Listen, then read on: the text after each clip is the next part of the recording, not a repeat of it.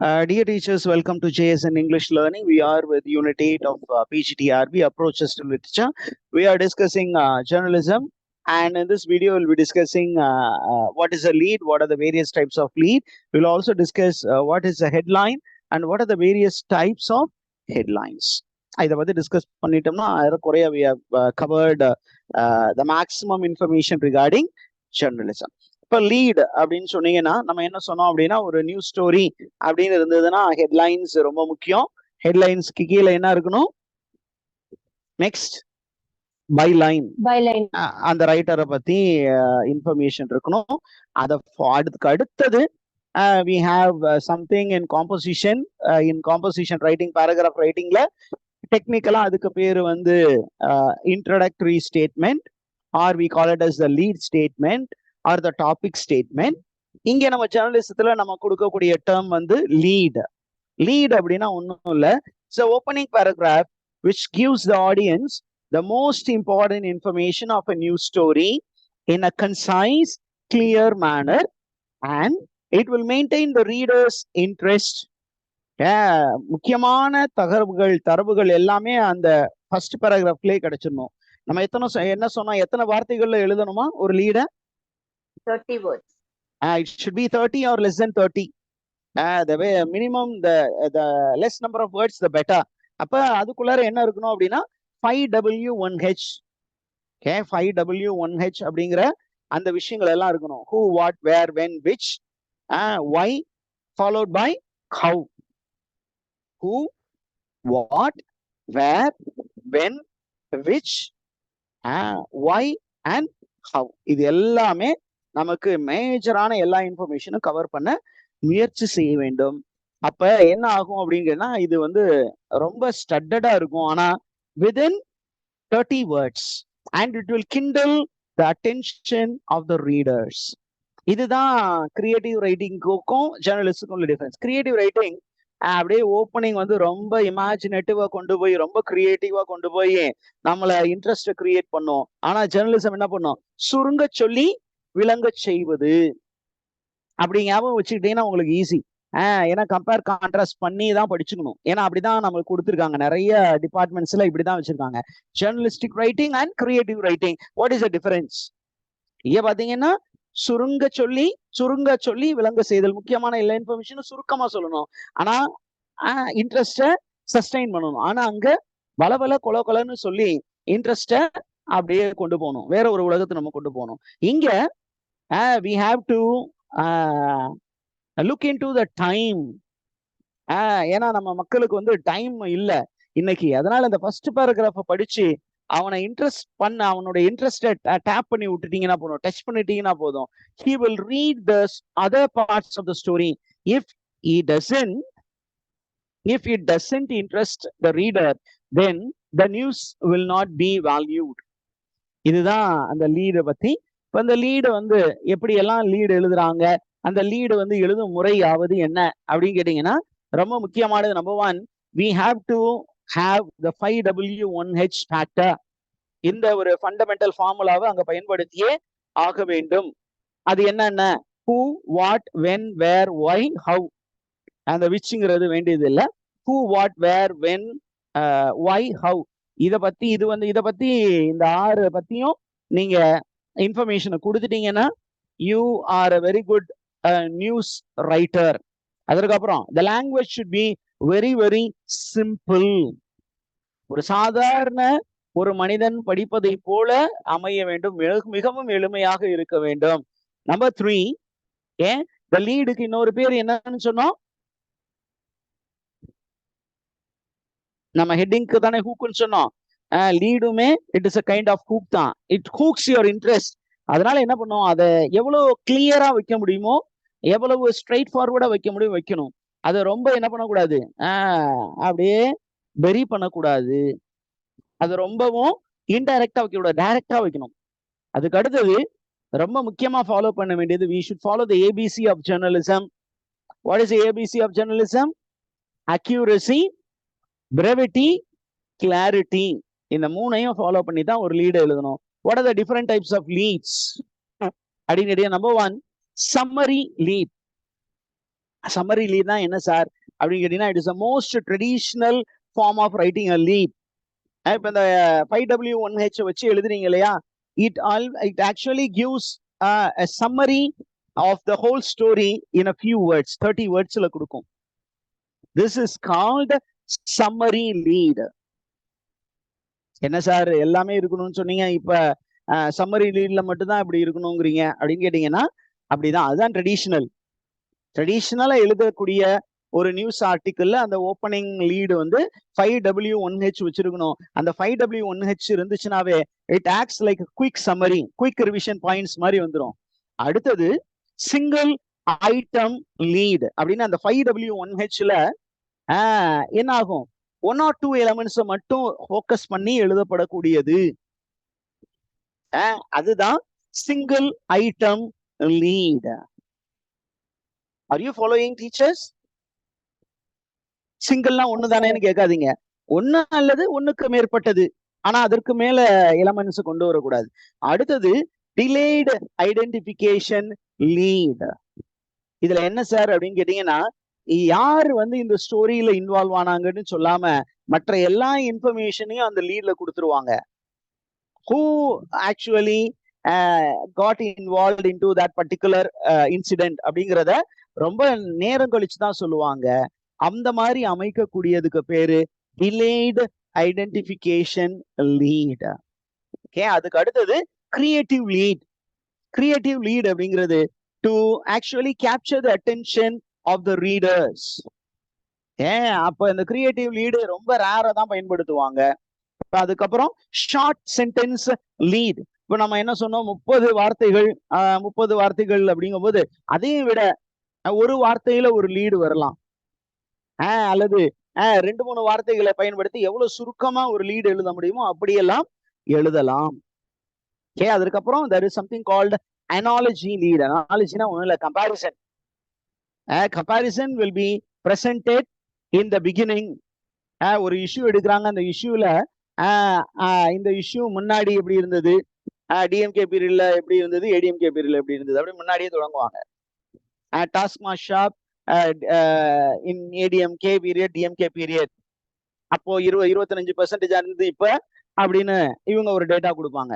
அப்படி சொல்லும் போது படிக்கும் போதே ஆடியன்ஸ், ஓ இப்படி இருந்தது இப்படி ஆயிடுச்சா, அவங்க கூட இருந்தது இப்ப கம்மியாயிடுச்சா, இங்க கம்மியா அப்ப கம்மியா இருந்தது இது கூட ஆயிடுச்சா அப்படின்னு படிக்க ஆரம்பிப்பாங்க. That is called analogy lead. அதுக்கப்புறம் பாத்தீங்கன்னா there is something called descriptive lead. descriptive leadனா ஒண்ணும் இல்ல, நம்ம ஒரு டிஸ்கிரிப்டிவ் பேசேஜ் எழுதணும்னா என்ன பண்ணணும் அப்படின்னா, நார்மலா ஒரு சீன் கொடுக்கணும், செட்டிங் கொடுக்கணும், சிச்சுவேஷன் கொடுக்கணும். இது எல்லாத்தையுமே எதுக்காக அப்படின்னு கேட்டீங்கன்னா, to appeal to the census. அப்ப நார்மலா ஒரு டிஸ்கிரிப்டிவ் லீடு வந்து will be very descriptive. It will give all the needed details. descriptive lead. அடுத்தது கான்ட்ராஸ்ட் லீட். நம்ம ஏற்கனவே அந்த லீடை பத்தி சொல்லிட்டோம். அதுக்கப்புறம் கொஸ்டின் லீட் அப்படின்னா, ஓப்பனிங்கே ஒரு கொஸ்டின் வச்சிருப்பாங்க. Opening statement will be a question. what will happen to India if அப்படின்னு போட்டு கொஸ்டின் போட்டிருப்பாங்க. அப்ப அதை படிக்கும் பொழுது நம்ம என்ன பண்ணுவோம், அப்படியா அப்படின்னு கொஞ்சம் யோசிச்சு உள்ள போவோம். அங்கிட்டு உள்ள என்ன பண்ணுவாங்க, they will have lot of analysis, commentary and a lot of discussion, debate. Okay, and then there is something called anecdotal lead. anecdotal leadனா ஒரு சின்னதா ஒரு ஓப்பனிங்லயே ஒரு ஸ்டோரி சொல்லி அந்த ஸ்டோரியில இருந்து நம்ம கரண்ட்ல ஒரு விஷயத்த நம்ம ஆத்தர் சொல்ல வருவார்.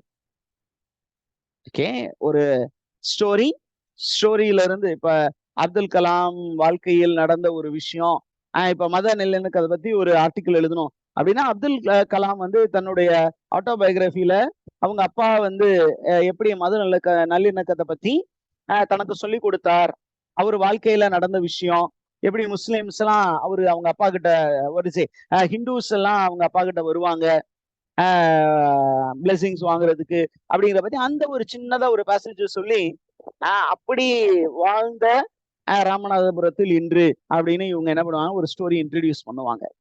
Okay, these are the various types of leads. இப்போ நான் என்ன பண்ணுவேன்னா, I am going to share a web link where I will be taking you into different types of headlines. What is a headlines அப்படின்னா வேற வழி இல்லை. அதனால I thought of taking it up. இது படிச்சுக்கிட்டு இருந்தேன், கொஞ்சம் இன்ட்ரெஸ்டிங்கா இருந்தது. Okay, this is by indeed.com. இந்த வெப்சைட்டையும் லிங்கையும் நான் உங்களுக்கு வந்து கொடுக்குறேன், chatல போட்டுறேன். You can use this and you can take a print out if you want. இது இல்லாம நிறைய வெப்சைட்ஸ் இருக்கு, but if you need you can follow this Indeed career guides. இப்போ இதுல வந்து என்ன சொல்லியிருக்காங்க அப்படின்னா, what is a headline அப்படின்னு கேட்டீங்கன்னா, a headline is a text about an article. It is like an intro to an article, and the major information என்ன அப்படின்னா, while writing in a headline you need not follow any grammatical structure. அதே நேரத்துல it should be very simple. It should be written in few words. Sometime அது ஒரு one word இருந்தா கூட பரவாயில்ல. There are different styles of writing headlines, but it should kindle the interest of the reader. And என்னவா இருக்கணும், it should be persuasive. ரொம்ப persuasive இருக்கணும். அப்ப what are the different types of headline? Number one, the first one is called direct headline. A direct headline பாருங்க என்ன அப்படின்னா, it clearly states the purpose of an article.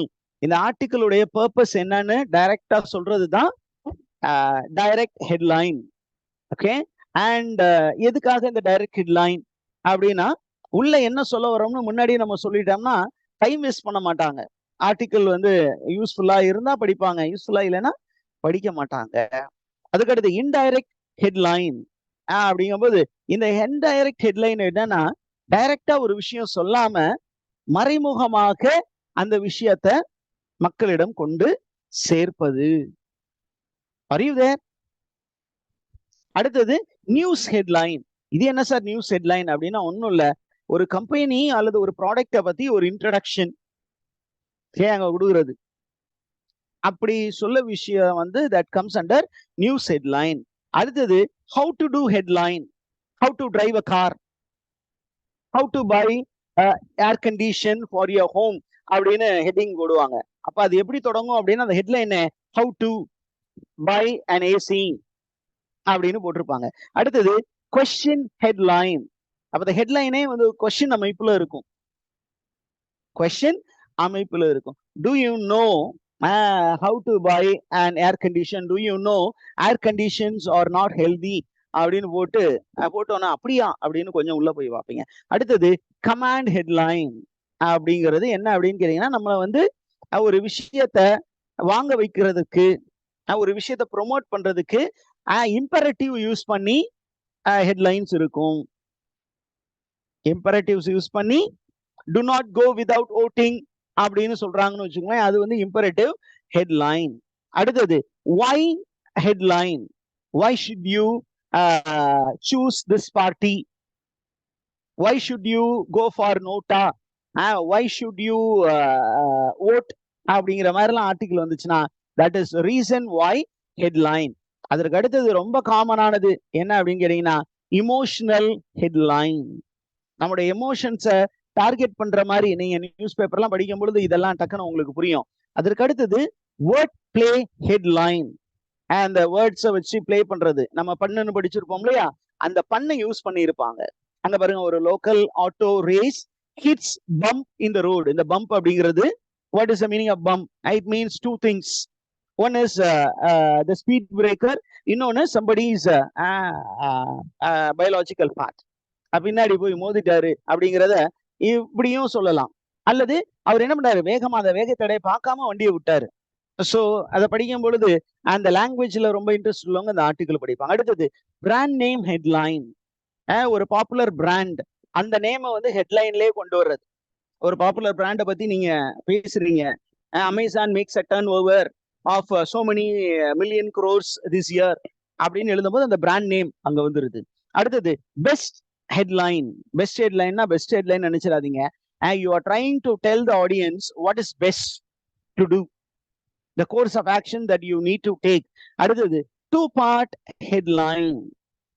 Two part headline அப்படின்னா, ஹெட்லைன்ல இடையில ஒரு punctuation mark இருக்கணும். அது கோலனா இருக்கலாம், அல்லது டேஷா இருக்கலாம், அல்லது செமிகோலனா இருக்கலாம். இப்ப ஃபர்ஸ்ட் பார்ட்ல ஒரு விஷயம் அதை எக்ஸ்பிளைன் பண்றது செகண்ட் பார்ட். இப்ப செமிகோலனா இருந்தா கான்ட்ராஸ்டிங் ஐடியாஸ் பிரசன்ட் பண்ணியிருப்பாங்க. இந்த மாதிரி எல்லாம் சும்மா இருக்கும், பார்த்து வச்சுக்கோங்க. அடுத்தது ரிலேஷனல் ஹெட்லைன்ஸ். ரிலேஷன்னா நம்மள வந்து டைரக்டா டச் பண்ற மாதிரி, நமக்கு ரிலேட்டபிளா இருக்கக்கூடிய ஹெட்லைன். அதற்கு அடுத்தது லொகேஷன் ஸ்பெசிபிக் ஹெட்லைன். அப்படின்னா ஒரு particular space, life style articles சொல்றோம் இல்லையா. இப்ப நம்ம ஃபுட்டியா இருக்கோம்னு வச்சுக்கோங்களேன், ஒருத்தர் லைஃப் ஸ்டைல் ஆர்டிகல் இருக்கு, biryani the best place to eat biryani அப்படின்னு எழுதலாம். அல்லது ஆம்பூர் பிரியாணி இங்கே கிடைக்கும் அப்படிங்கிற மாதிரி ஒரு ஆர்டிகல் போட்டு எழுதலாம். That is call life style. அடுத்தது சேலஞ்சிங் பிலீஃப் ஹெட்லைன். நம்மளுடைய சேலஞ்ச நம்முடைய பிலீஃபை சேலஞ்ச் பண்ண வைக்கிற மாதிரி, அதை கொஸ்டின் பண்ற மாதிரி ஒரு ஹெட்லைன். அடுத்தது கான்ஃப்ரான்டேஷனல் ஹெட்லைன்.